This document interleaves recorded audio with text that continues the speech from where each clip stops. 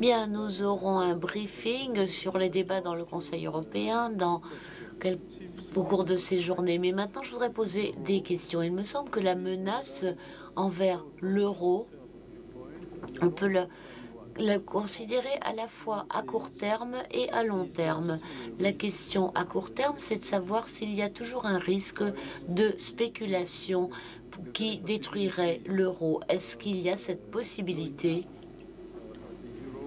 de faire exploser l'euro?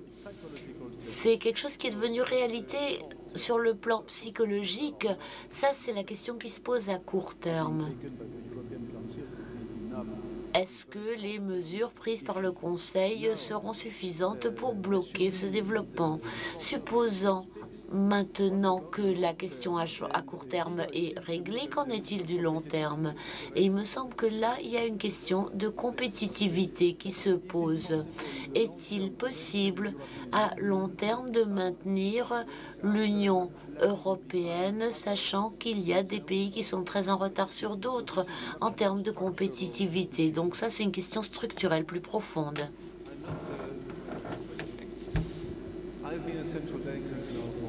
Eh bien, je suis à la Banque centrale depuis 10-11 ans maintenant et une partie de ma carrière s'est penchée sur les questions d'infrastructure. Et c'est sûr que dans les infrastructures, nous avons des scénarios catastrophes. J'en ai l'habitude, j'ai participé à un atelier à Washington où on a posé la question qu'est-ce qui se passerait s'il y a une attaque nucléaire, etc. Qu'en serait-il des paiements, etc. Je ne suis pas un amateur des scénarios catastrophes, mais il faut bien réaliser, et c'est réalisé non seulement par les politiciens, mais aussi par d'autres, qu'est-ce que ça signifierait, ce scénario catastrophe que vous mentionnez. Et je crois qu'il faut comprendre ce que cela signifierait. Et j'ai été ravie de voir que certains analystes, il y a quelques mois, ont déjà dit que ça n'était pas la question qui se posait. Ces questions, ils ont commencé à dire qu'est-ce que cela signifierait si cela se passait vraiment.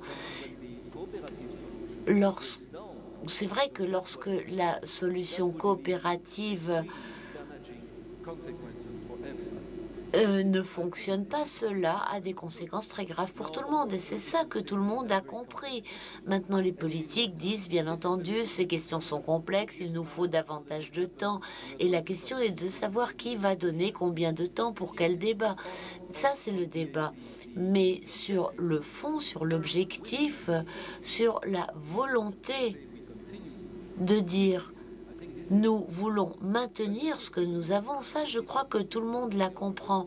C'est sûr que certains pouvaient penser que ça serait si facile de simplement quitter ou laisser tomber le système. Mais ça, je crois qu'on a réalisé que ça n'était pas l'intérêt de tous.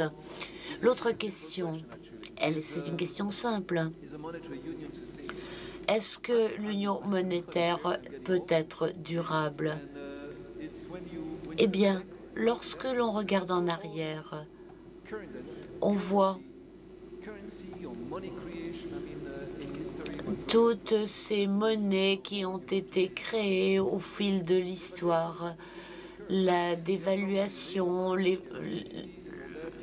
la question, ça permet de gérer des problèmes sur une certaine période de temps, ça permet de temporiser, de gagner du temps pour résoudre un problème. On peut dévaluer, on peut réévaluer et on peut redémarrer. Mais je crois que c'est une expérience que nous avons depuis très longtemps déjà. Nous avons également l'histoire des monnaies des années 30 et je crois que nous en avons tiré des leçons en Europe avec le marché unique. Précisément, beaucoup de ces pays ont eu l'expérience de 92, 93 et des risques que nous avons connus dans le marché intérieur en raison des problèmes monétaires.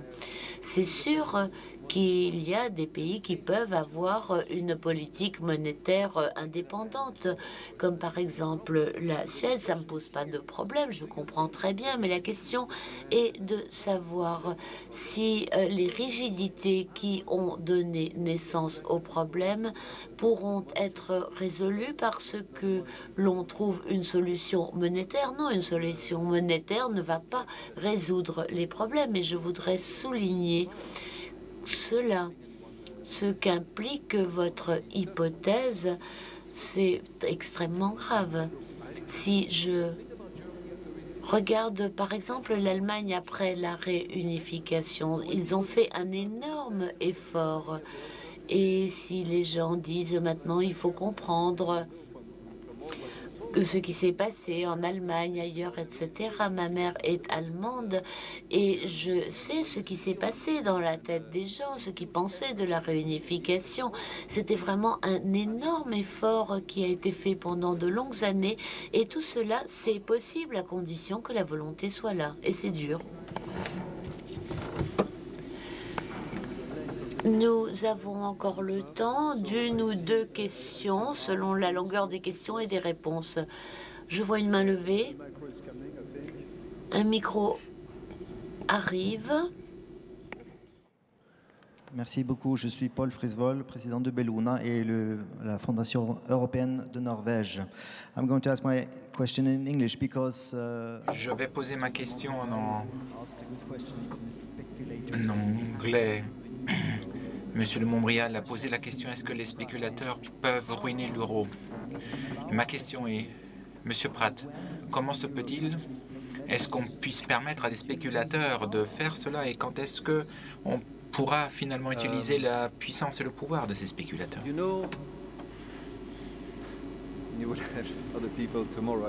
Demain, je pense qu'il y aura d'autres intervenants qui pourront également répondre à cette question. C'est quoi un spéculateur? C'est ça la question. Quand nous avons... Écoutez, qui vend les obligations d'État italiennes et autres? Et après, vous regardez qui sont ces spéculateurs. Vous voyez, c'est des investisseurs de long terme. Fonds de pension, assureurs. Ce n'est pas les hedge funds. Donc, lorsqu'on a une question de confiance,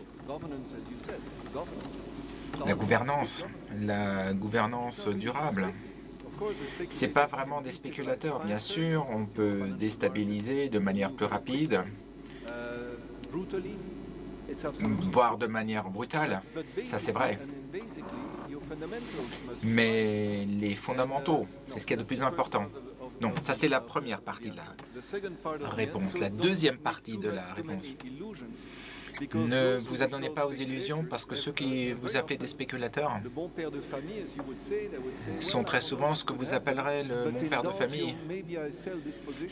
Je ne sais pas ce qui se passe, je vends et j'achète autre chose. Et si tout le monde le fait, alors vous avez le résultat, et on les appelle spéculateurs. Et un grand nombre d'investisseurs institutionnels voulaient simplement sauvegarder les biens de leurs clients. Ça peut être très brutal. Vous avez des frais de transaction réduits, donc beaucoup de monde peut vendre en peu de temps. Donc, ce qui a été préparé pour Mario Draghi et qui sera d'ailleurs distribué à la fin de la journée. Nous avons pris un certain nombre d'initiatives avant la crise, ça n'a pas suffi. Vous connaissez Mario, vous savez qu'il était le président de la commission de stabilité de l'euro, avec un énorme agenda de réforme, et je crois que les petites choses qui se sont faites, ça va donner un ensemble. Parce que vous devez reconcevoir l'infrastructure financière.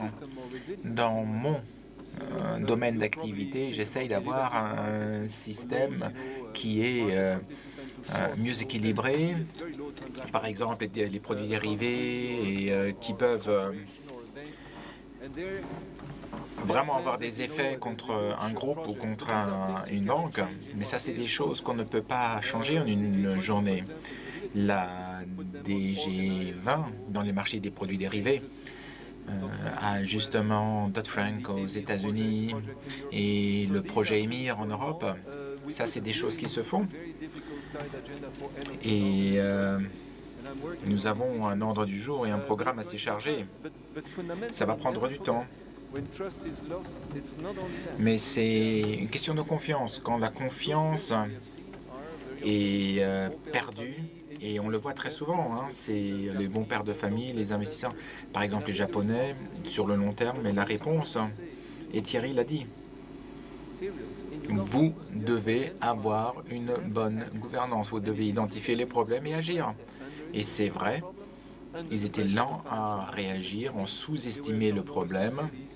Certains ont dit ah, il faut faire ceci ou alors imprimer de l'argent. La BCE doit imprimer de l'argent. Mais maintenant, les politiques ont compris. Ce n'est pas terminé. Je suis tout à fait d'accord. Ça va être très serré. Mais il faut essayer de prendre une distance. Encore une question, Monsieur Chetrit. You will have two micros. I don't know which one will come first. Lady. Vous allez voir lequel de vos deux micros arrive en premier.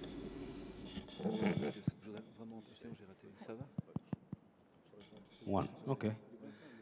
It seems to me that there is some kind of confusion. J'ai l'impression qu'on est en train de confondre un peu les tâches qui incombent aux banques et aux banques centrales. Je pense que les gouvernements doivent prendre les mesures de manière à pouvoir corriger la situation dans les pays. Et normalement, les gouvernements, c'est comme ça que ça se passe aux États-Unis. S'il y a un problème, le président Obama donne des centaines de milliards de dollars. Plus même, oui. Et maintenant, les banques gèrent l'argent, mais ne sont pas responsables pour la politique économique.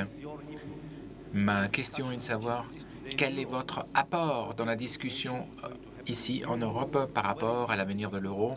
Quel est l'apport de la Banque centrale européenne entre les présidents et les chefs de gouvernement?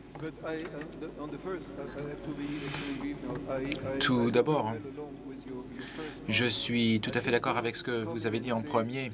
Ceux qui disent les solutions faciles, ça c'est la création d'argent. Non, c'est penser au-delà. C'est un peu aussi le message, je pense, que vous voulez nous faire entendre, et on le verra dans d'autres pays également. Qu'est-ce qu'on fait?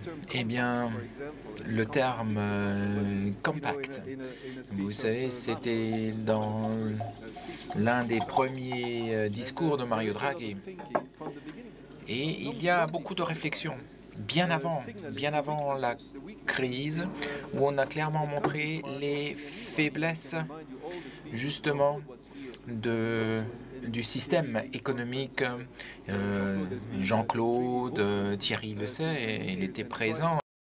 Jean-Claude a beaucoup parlé là-dessus, mais les banques centrales ont un réseau à l'échelle mondiale qui est vraiment très fort, et c'est la raison pour laquelle on est bien informé et on arrive à voir et percevoir très tôt ces problèmes. Les gouvernants et les gouvernements n'aiment pas entendre cela, mais nous avons un mandat en la matière et c'est bien défini notre mandat, et je crois que c'est comme cela qu'il faut qu'on opère.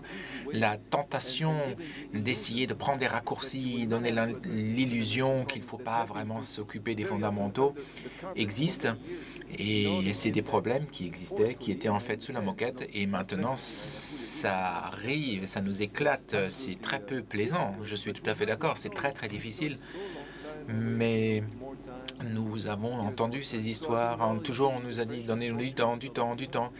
Maintenant il y a la pression. Ce n'est pas un moment et un timing idéal, il y a des mesures qui sont prises. Essayons de prendre un peu de recul. Eh bien, Peter, merci beaucoup. Donc, vous avez montré clairement que vous, et pas seulement vous en tant que personne, mais la Banque centrale européenne, pleinement conscience des problèmes, vous, Banque centrale européenne, mais également toutes les autres banques centrales, merci d'avoir été ici. Vous devez prendre votre avion. Et j'invite tout de suite les intervenants sur le printemps arabe. Merci.